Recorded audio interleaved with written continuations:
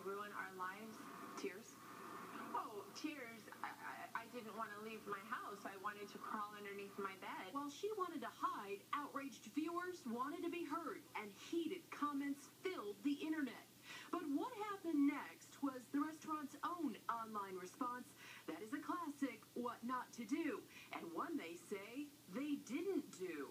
We learned from our original experience not to say negative things anymore on the web. We've learned our lesson. They're referring to their social media reaction years ago to an unfavorable review. Despite the similarities, this time they say it wasn't them. So who are those from? We don't know. I can tell you that I have filed all of the appropriate paperwork. My accounts were hacked, and they are still to this day currently being hacked. She says she's contacted the police and the FBI. Do you understand why it's hard for people to believe that? Of course, I understand why it's hard for them to believe that, but we're capable of saying strong things and defending ourselves. I'm not going to say we're not capable of saying those things, but we didn't say those things. Amy, I want to believe you, but it seems like this is how a post would be in the past, and this is how it is now, and it looks the same to me. The way that the show was edited also looks like that.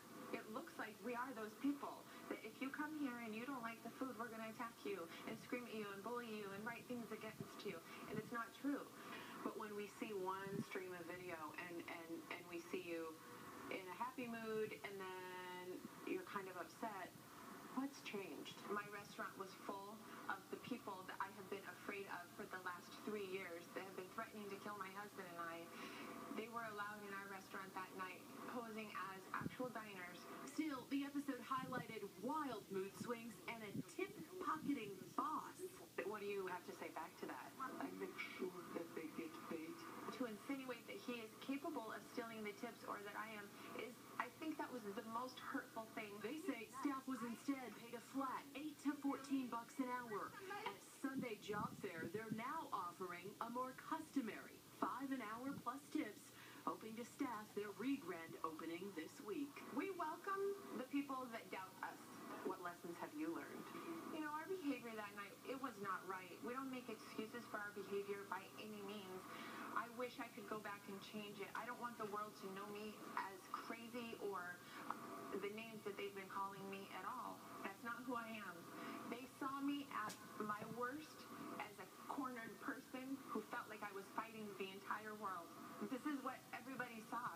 That was my meltdown. Doesn't reality TV kind of want meltdowns? Don't they set that whole thing up, you know, and